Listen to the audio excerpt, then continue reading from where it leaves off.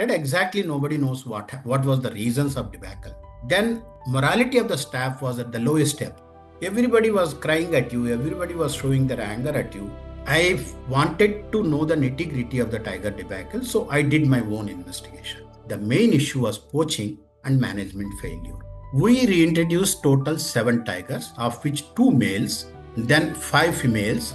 Of the 5 females, 2 were rewilded tigers that were hand reared at Panna, and then rest of the 3 were part of the actual reintroduction. Then all the 100% successful reintroductions, 100% breeding success, and no casualties of any founder tiger. Today we have a viable source population at Panna.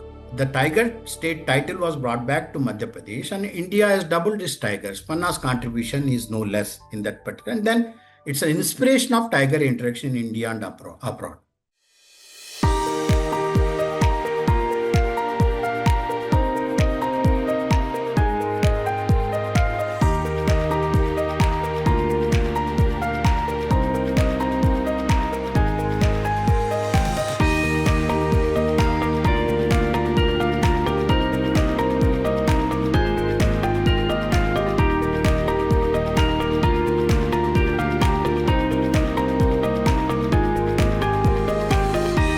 So now the Vishwa Talks has titled it as a global conservation miracle. Yes, certainly. And then I would like to say a few words about how it has become a global conservation miracle from zero, starting from zero in 2009.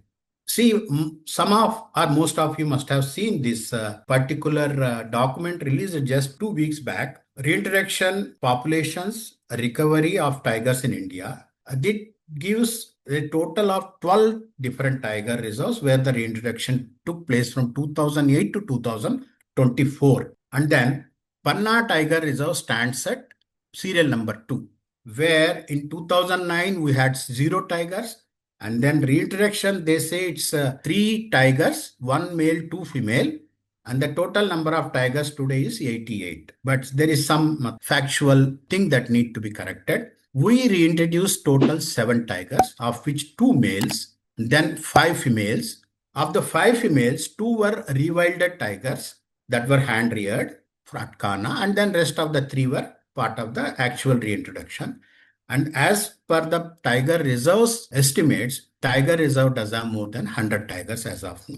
And then I would like to point out one more issue here. Ki Panna Tiger Reserve contributed tigers to Sanjay Tiger Reserve, that number 3, and then to Madhav Tiger Reserve, number 10, and then Virangana Durgavati, that's number 6. So in Virangana Durgavati, the tiger went on its own to that particular lands from within the lands part of the within the landscape. Otherwise, rest of the issues are there. If you see the total outcome, the Panna stands way ahead of everybody around. So this is what I have earlier shared with you.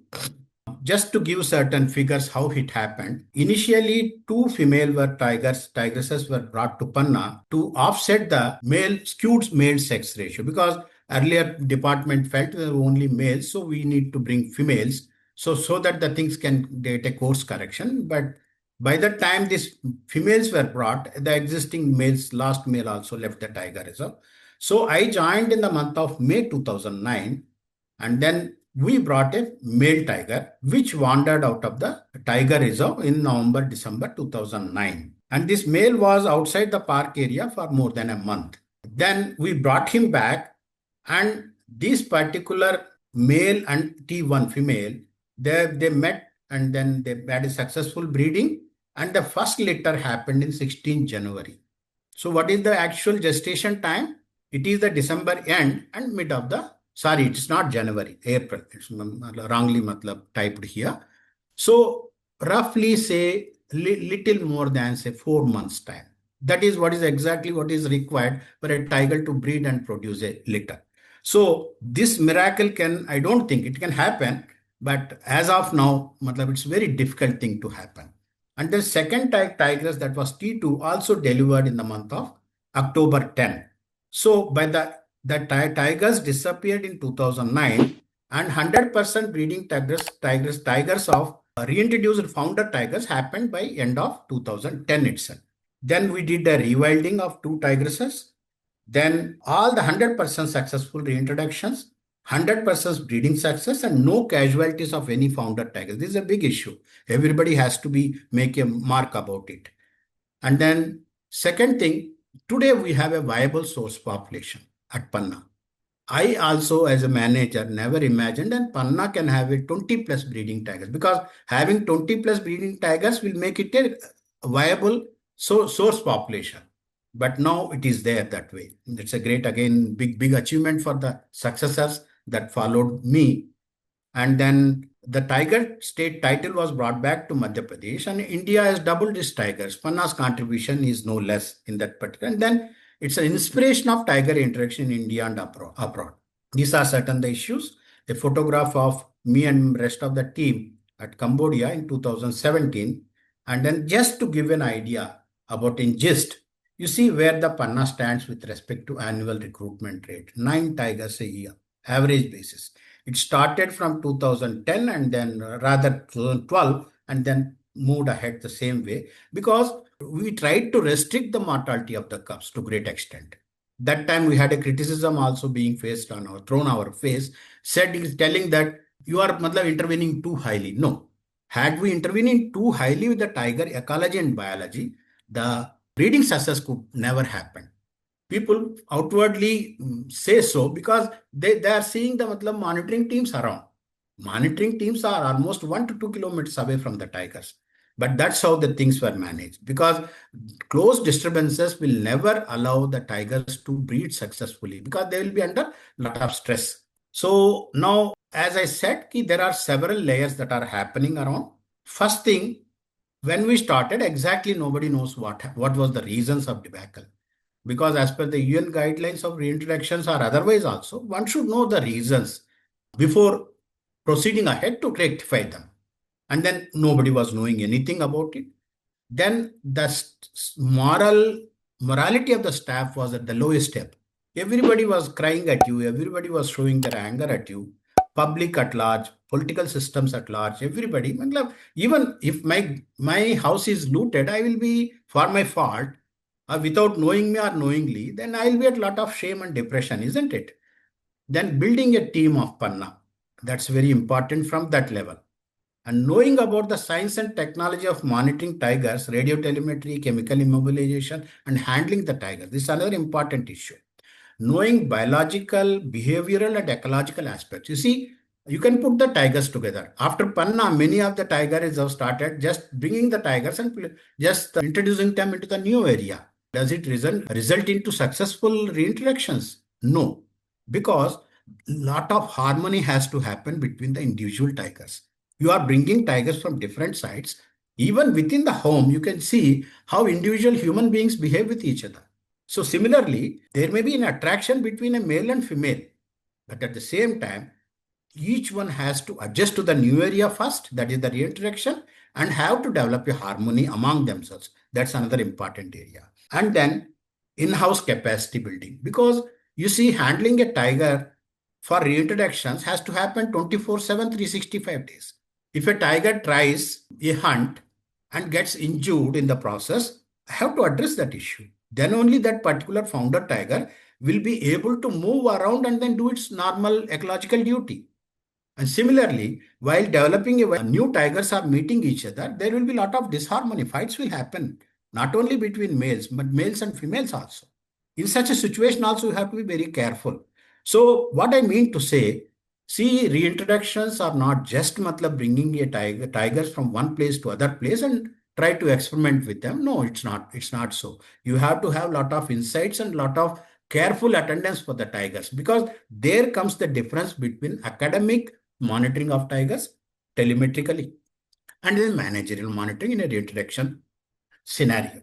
Then for that, if I am going to dependent on some outside organization for chemical immobilization and radio telemetry, then my tiger interaction is gone.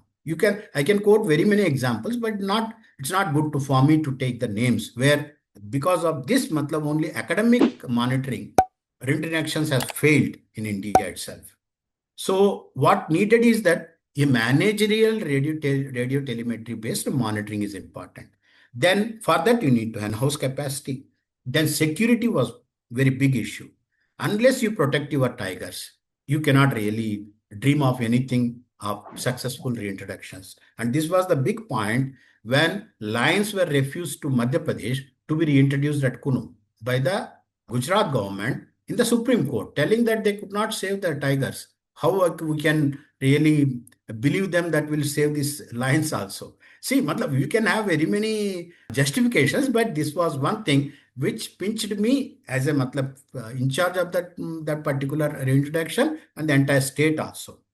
Then talking to the people, it's very important because nobody knows anything about the full of it.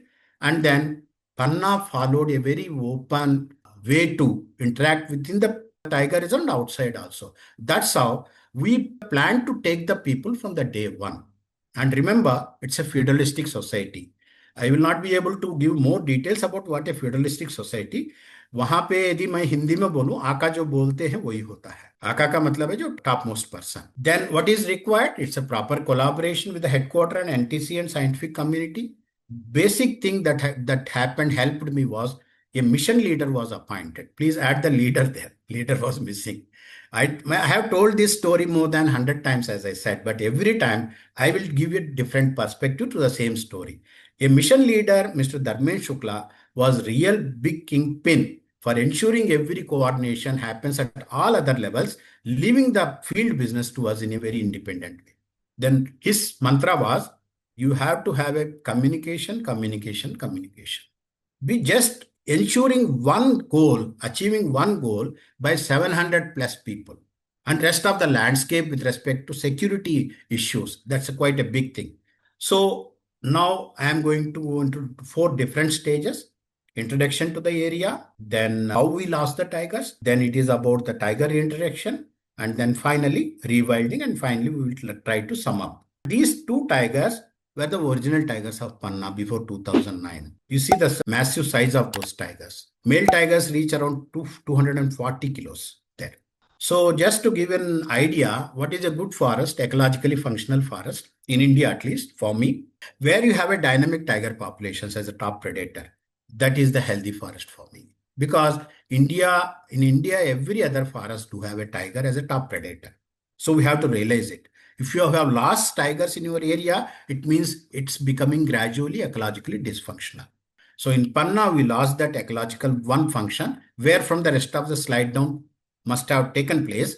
But luckily, we could avoid it. We could restore it. That's the big issue. This is a satellite map of Panna National Park, yellow cover. And then the Cane Rivers runs from south to northeast. It runs almost 55 kilometers inside the tiger reserve area, and it does have a tabletop topography. So generally people say tabletop topography in Kruger. Other than that, people from Kruger had come and said that they are seeing a Kruger in Panna. Here where I'm standing, the foreground is table 1, and the another where you see a slope and then top tabletop is plateau 1. So these plateaus and the slopes and then play a big role in making Panna tiger reserve a composite ecosystem. What is a composite ecosystem? I will let you know at the next slide, because it's a dry deciduous forest. For many people, if somebody sees a Kanha, a rainforest, especially in Western Ghats, and Panna, they will say, it's not even shade of any forest area. No. In the dry deciduous climatic climax, this is the best forest that is available because of the slopes, and slopes are heavens for the wild fauna around. And then another important feature here, the most of the streams that run from eastern side to western side meeting the Cane River. From this side, the streams will go and join the Cane River. So in such a situation, when there is a change of a plateau, the change is abrupt 90 degrees. Some falls are say, around say 100 meters, some are 200 meters, but depending upon these streams and then that particular habitat of a river gorge where one side is closed is known as Seha locally. So these Sehas are the important natal areas for the tigers here. Not only tigers, panthers, everybody live together there. And then why we lost Panna? See, these 34 1 plus tigers, if you please dig into the history of Panna, of how it lost, Dr. Raghu Chundawat had this particular compendium. It was privately circulated, or you can see, go through his book also, because the department claimed they had 35 tigers. But at the end of the day, when the tigers were lost, only we had evidence of losing 2 tigers. That's all. Rest of the 33 tigers, how they were lost, it will be never known to the world. Meanwhile, in 2005, when the Sariska happened, then the central government stepped into and then brought out this quite a big monumental document, which said how to really we have to build joining the dots of losing tigers. That's a very important issue. And then meanwhile, when based on this document, when they started the camera trap method, landscape level tiger estimation for the first time in India in 2006, abandoning the pugmark method, the Panna happened. So 2006 and 2010 and 2009, we lost the tigers. And this is the last tiger camera that was trapped, male tiger, in January 2009. So the debacle started somewhere in 2005 and came to public light in 2009. But the department understood the situation by January 2009. And initial reaction was denial. Even in Supreme Court, the department has filed with 2006 estimates of WIA and NTCA telling that all is well in Panna. Exactly, it was not well. And second thing, when the issue came into the limelight, there are very many details, but I'm skipping them. NTCA constituted a SIT. But the big mistake that NTCA did with that SIT was, in spite of the State Department, Forest Department asking for a representative in the committee, that position was denied to them. So the state refused the SIT's report. So they constituted their own committee, expert committee, and then NTCA was also a member of that particular committee. So there were 2 committees that looked into debacle of the committee at the official end. Then, so still, as a manager, as an in charge to revive the tiger population, I wanted to know the nitty-gritty of the tiger debacle, so I did my own investigation.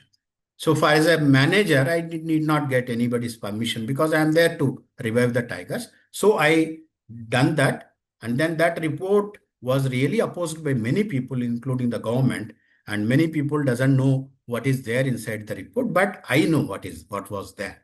How to address the situation? The main issue was poaching and management failure at the scientific level. And second thing, the feudalistic setup of the landscape never allowed the truth to come out.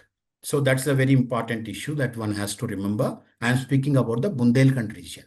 Then there was a dacoit issue that was another final nail into the coffin of Panna, when dacoits stationed inside the Panna Tiger Reserve for almost a year when staff never entered inside the park. That was another important issue. You don't know anything happened there. I have read all the reports of this particular dacoit from the police records, but there was no record that dacoits has really done some poaching inside the tiger reserve, but they occupied all the natal areas. That's an important issue. Another important issue was Pardis. Some NGOs claim Pardis entered the park and done the commercial poaching. But again, because the staff was not there inside, and what happened at that particular period still is a big mystery.